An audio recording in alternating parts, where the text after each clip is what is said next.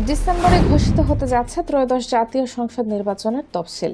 নির্বাচন ঘিরে ইতিমধ্যে দেশের রাজনীতিতে শুরু হয়েছে সরগরম আলোচনা। এরই মধ্যে বিএনপি ঘোষণা করেছে 237 আসনের সম্ভাব্য প্রার্থীর নাম। তবে জোটগত সমঝোতার কারণ দেখিয়ে 63টি আসন এখনো খালি রাখা হয়েছে। ফলে এই তালিকায় দেখা যায়নি দলের বেশ কয়েকজন হেভি ওয়েট নেতার নাম। সবচেয়ে আলোচিত নামগুলোর একটি ব্যারিস্টার রুমিন ফারহানা, দলের সহ আন্তর্জাতিক বিষয়ক সম্পাদক।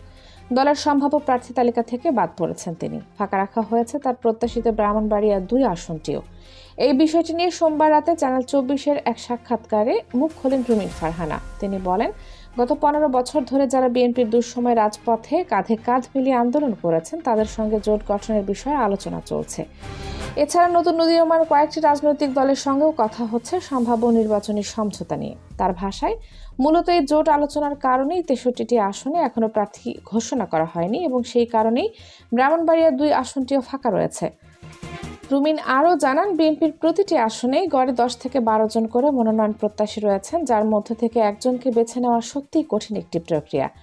দলের ভারপ্রাপ্ত চেয়ারম্যান তারেক রহমানও একাধিক বৈঠকে ইঙ্গিত দিয়েছেন, যারা এবার মনোনয়ন পাননি তাদের অন্যভাবে দলীয় দায়িত্ব এবং মূল্যায়নের সুযোগ দেওয়া হবে।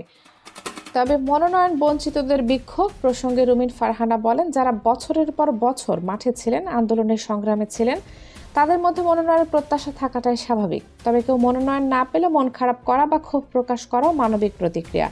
তিনি আরও যোগ করেন, এমন কিছু আবেগঘন প্রতিবাদ হচ্ছে হয়তো, কিন্তু সময়ের সঙ্গে সঙ্গে সবকিছুই ঠিক হয়ে যাবে।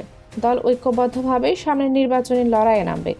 এই সাক্ষাৎকারের পর থেকে বিএনপির অভ্যন্তরীণ প্রার্থী বাছাই ও জোট রাজনীতি নিয়ে নতুন করে আলোচনা শুরু হয়েছে রাজনৈতিক মহলে।